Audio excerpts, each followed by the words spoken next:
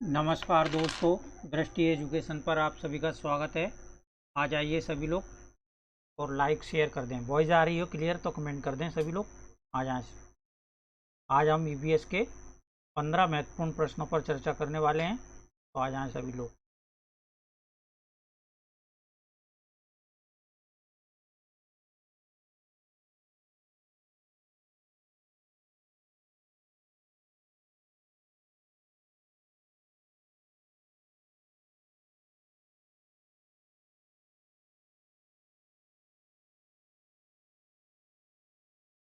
शुरू करने से पहले सिद्धार्थ चतुर्वेदी, राधे राधे सभी को। लाइक और शेयर जरूर कराएं अपने दोस्तों, ठीक है, क्योंकि कई लोगों को अभी पता नहीं है क्लास स्टार्ट हो चुकी। तो आज की क्लास आपकी तीसरी रहे, ठीक है। यस, इंपॉर्टेंट प्रश्न रहेंगे इसमें। ये सभी प्रश्न प्रीवियस ईयर में पूछे गए हैं, तो आ जाएं सभी लोग। वॉइस आ रही है क्लियर? सिद्धांत चौधरी बताएं। चलिए तो स्टार्ट करते हैं अब। आज का पहला प्रश्न है, सभी सरकारी अस्पतालों में, ठीक है, सांप के द्वारा काटने की दवाई मिलती है, ठीक है। यह किससे बनाई जाती है? सांप के काटने पर जो दवाई दी जाती है वो किससे बनाई जाती है? पहला ऑप्शन है आपका सांप की छड़ी छड़ी या छोड़ी हुई चर्म या त्वचा से, ठीक है। सांप जो त्वचा छोड़ देता है या झड़ जाती है उसकी त्वचा से। दूसरा है सांप का विष या जहर से। तीसरा है चिंचड़े के पौधों के फूल। और चौथा है चिंचड़े के पौधों का बीज। तो क्या होगा इसका? खुशी हरिओम, अभिनव कुमार, सिद्धांत सभी का सही है। सांप के विष या जहर से यह दवा बनती है, जिसे हम क्या कहते हैं? सीरम। सीरम के नाम से जाना जाता है इस दवा को, ठीक है। तो ये नेक्स्ट क्वेश्चन है आपका, लंगर की प्रथा संकेत करती है। लंगर की प्रथा किसकी ओर संकेत करती है? पहला है मध्याह्न भोजन। दूसरा है मुफ्त समुदाय रसोई। तीसरा है एकत्रित दान। और चौथा है पवित्र भोजन। बताएं जल्दी। लंगर की प्रथा, लंगर कहाँ पे? गुरुद्वारे में लगाया जाता है, ठीक है। लंगर कहाँ पर लगाया जाता है? गुरुद्वारे में। तो ये एक विशेष समुदाय द्वारा लगाया जाता है, ठीक है, सिख द्वारा। तो ये राइट आंसर हो जाएगा सभी का।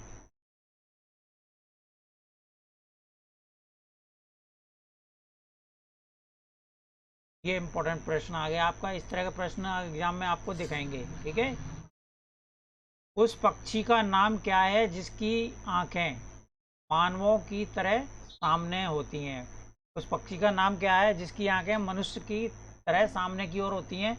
पहला है चील, दूसरा है बाज, तीसरा है गिद्ध और चौथा है उल्लू। बताएं। खुशी हरिओम, दो का दो सही है। अभिनव कुमार, उस पक्षी का नाम क्या है जिसकी आंखें मानवों की तरह सामने होती हैं? इसके लिए राइट आंसर हो जाएगा आपका आउल, ठीक है। ऑप्शन 4 इसका राइट आंसर हो जाएगा, ठीक है, ध्यान रखें। खुशी हरिओम का सही है। नेक्स्ट है आपका, कौन सा वन्य जीव संरक्षण क्षेत्र अंगुल हिरण के संरक्षण के लिए प्रसिद्ध है? कौन सा वन्य जीव संरक्षण क्षेत्र है जो कि अंगुल हिरण के संरक्षण के लिए प्रसिद्ध है? पहला है सरिस्का, दूसरा है दाचीगाम, तीसरा है जिम कार्बेट और चौथा है रानीखेत। बताएं जल्दी से। कौन सा वन्य जीव संरक्षण क्षेत्र अंगुल हिरण के संरक्षण के लिए जाना जाता है? बताएं सभी लोग। सरिस्का राष्ट्रीय उद्यान कहाँ पर है? ये राजस्थान में है, ये भी ध्यान रखें। दाचीगम जम्मू कश्मीर में, ठीक है। जिम कार्बेट उत्तराखंड में, और रानीखेत हिल स्टेशन का नाम है, ये भी उत्तराखंड में है। ठीक है, तो ये मुगल हिरण के लिए प्रसिद्ध कौन सा है? दाशीगम। कहाँ पर है ये? जम्मू कश्मीर। ठीक है, ध्यान रखें, 4 का दूसरा हो जाएगा। चलिए, ये इंपॉर्टेंट प्रश्न है, इसको अच्छे से समझ लें। जब किसी एक कपड़े पर दूध को उड़ेलते हैं, मलाई उस पर ही रह जाती है, पृथक्करण की यह प्रक्रिया है। कौन सी प्रक्रिया होती है पृथक्करण की? पहला है निस्पंदन, दूसरा है चालन, तीसरा है अपसादन और चौथा है निस्तारण। दूध को जब कपड़े पर उड़ेलते हैं तो दूध होता है द्रव। दूध क्या होता है? द्रव का रूप होता है। और जो मलाई क्रीम होती है वो ठोस होती है। ठीक है, तो जब किसी एक कपड़े पर दूध को उड़ेलते हैं तो मलाई उस पर रह जाती है, उसका कौन सी प्रक्रिया लगती है? निस्पंदन की। ठीक है, जिसमें ठोस को अलग किया जाता है। ये राइट आंसर एहतेशाम अली का बिल्कुल सही है, सिद्धांत चतुर्वेदी के। चलिए, ये प्रश्न इंपॉर्टेंट है, अक्सर एग्जाम में आ जाता है ये, इसको भी ध्यान रखें। वे व्यक्ति जो वनों में कम से कम 25 वर्षों से रह रहे हैं। ठीक है, ये ध्यान रखें, वनों में जो व्यक्ति 25 वर्षों से रह रहे हैं उनका वन भूमि और उसमें होने वाली उपज पर अधिकार हो जाता है। यह एक्ट लिया गया है, एक्ट या अधिनियम किससे लिया गया है? पहला है वन एक्ट के अधिकार 2007 से, दूसरा है भारतीय वन एक्ट 1927, तीसरा है राष्ट्रीय वन नीति 1988 और चौथा है भारतीय वन संशोधन एक्ट 2019। बताएं।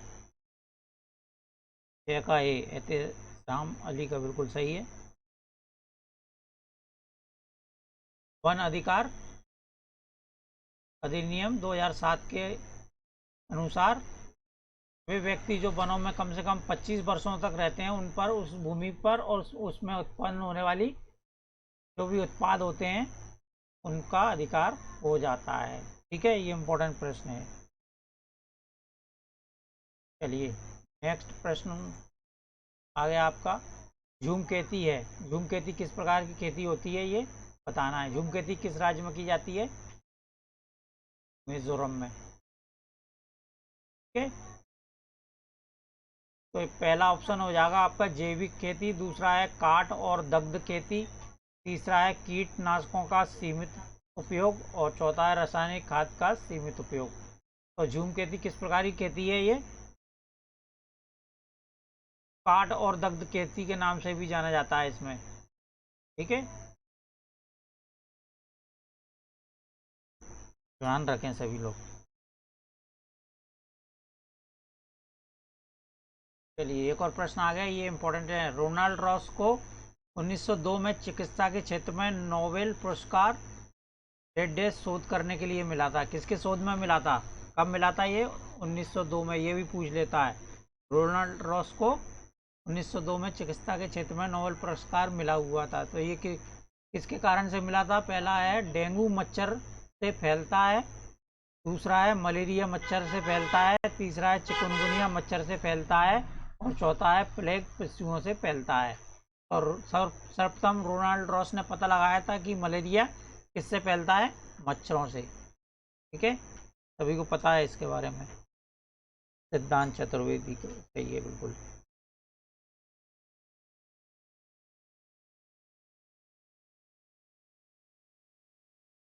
नेक्स्ट क्वेश्चन आ गया आपका, सिनकोना के पेड़ से किस भाग का उपयोग मलेरिया के उपचार के लिए किया जाता है? सिनकोना एक पेड़ होता है जिसकी छाल से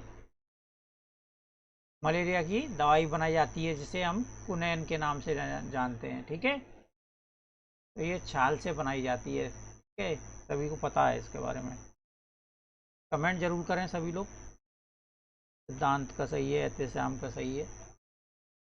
चलिए, ये इंपॉर्टेंट प्रश्न है, इसको अच्छे से समझ लें। निम्नलिखित में से भारत में मिलने वाला कौन सा सांप जहरीला नहीं है? नहीं पूछा है। नहीं वाला प्रश्न में क्या होता है कि नहीं वाले में 3 सही हैं, 3 सही होते हैं और 1 गलत होता है। गलत वाले का चयन हमें करना होता है। ठीक है, तो भारत में मिलने वाले कितने प्रकार के सांप जहरीले होते हैं? 4 प्रकार के होते हैं। पहली बात तो ये होती है। पहला होता है दुबोइया, जिसे इंग्लिश में रसेल वाइपर बोलते हैं। ठीक है, पहला तो ये हो गया। दूसरा हो गया अपाई, अपाई जिसे इंग्लिश में क्रकच सल्की वाइपर बोलते हैं। तीसरा हो गया आपका करैत। ठीक है, और चौथा होता है कोबरा, कोबरा या नाग बोलते हैं जिसको। ठीक है, तो इसमें से राइट आंसर हो जाएगा ऑप्शन 3, ध्यान रखें। चलिए नेक्स्ट है आपका वर्मी कंपोस्टिंग। वर्मी कंपोस्टिंग एक विधि है जिसमें खाद बनाने में उपयोग किया जाता है। वर्मी कंपोस्टिंग में किसका उपयोग किया जाता है? पहला है फीता कृमि, दूसरा है जोंक, तीसरा है केंचुआ और चौथा है अंकुश कृमि, हुकवर्म जिसे बोला जाता है। बताएं, 11 का बताएं। विजय सिंह, राधे राधे। कहते श्याम अली, बिल्कुल सही है। अभिनव कुमार का सही है।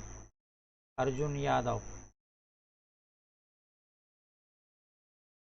तो वर्मी कंपोस्टिंग इस एक प्रकार की विधि है जिसमें खाद बनाने के लिए केंचुए का प्रयोग किया जाता है। इसमें केंचुआ किसान का मित्र भी होता है ये। ठीक है, ध्यान रखें। चलिए नेक्स्ट आ गया आपका पश्मीना ऊन किस जानवर से बनती है? पश्मीना ऊन किस जानवर से बनती है ये बताएं। पश्मीना ऊन बनती है भेड़, ऊंट, बकरी या एल्पेका। बताएं जल्दी। पश्मीना किस राज्य में प्रसिद्ध है? ये लद्दाख में है। ठीक है, लेह लद्दाख में। तो ये बकरी से बनती है। ठीक है, जय सिंह का सही है। चलिए ये इम्पोर्टेंट प्रश्न है, अक्सर एग्जाम में आता है ये। ठीक है, 13वां प्रश्न काफी इम्पोर्टेंट है, very IMP।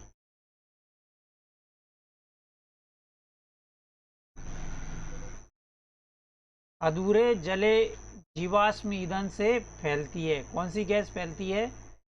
CO, carbon monoxide. दूसरा है CO2, carbon oxide, carbon dioxide. ठीक है, और तीसरा है सल्फर डाइऑक्साइड और चौथा है नाइट्रोजन ऑक्साइड। तो बताएं। अधूरे जले जीवाश्म ईंधन से कौन सी गैस फैलती है? CO, carbon monoxide. ये इंपॉर्टेंट प्रश्न है।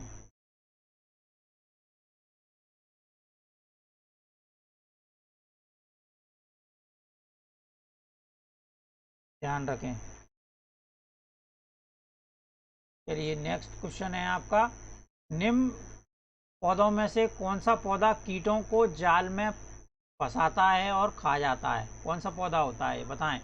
पहला है कुसकुटा, जिसे अमरवेल कहते हैं। ये अमरवेल क्या होता है? परजीवी पौधा होता है। ठीक है, दूसरा है सूरजमुखी का पौधा, तीसरा है कैक्टस का पौधा और चौथा है घटपर्णी का पौधा। घटपर्णी को निपेंथिस के नाम से जाना जाता है, पेंथिस या शिकारी पौधा। ठीक है, तो ये कीटों को जाल में फंसाकर खाता है घटपर्णी। हमारे देश में किस राज्य में पाया जाता है ये? मेघालय में, मेघालय में पाया जाता है। और विदेशों में ऑस्ट्रेलिया और इंडोनेशिया, इंडोनेशिया में पाया जाता है। ठीक है, ध्यान रखें, ये इंपॉर्टेंट क्वेश्चन है।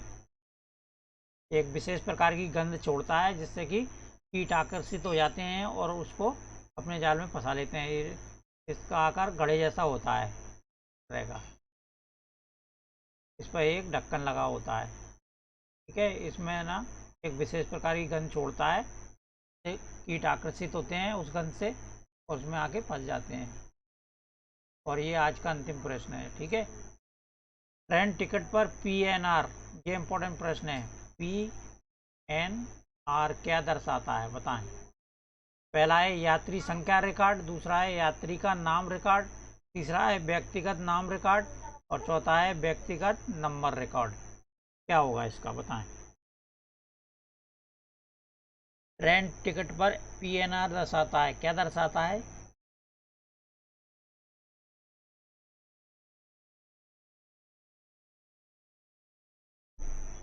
तो ये होता है यात्री का name record, passenger name record होता है।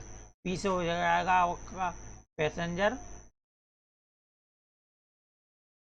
Name record. ठीक है, ध्यान रखें, यात्री का नाम रिकॉर्ड, ऑप्शन 2 इसका राइट आंसर हो जाएगा। तो आज के लिए इतना ही। कल आपकी क्लास रहेगी तो उसमें थ्योरी पूरी कराएंगे हम, 3 4 5। टाइमिंग मैंने दिन में रखेंगे, ठीक है, दिन में आपको बता देंगे। टाइम जब बताना होगा तो कल अनाउंसमेंट कर देंगे सुबह, तो सभी लोग ध्यान रखें।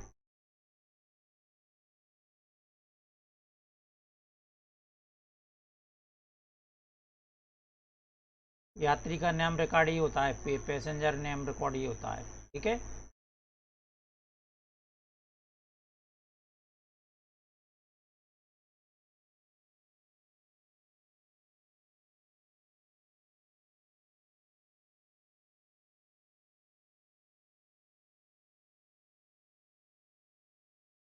तो लाइक शेयर जरूर कर दें सभी लोग।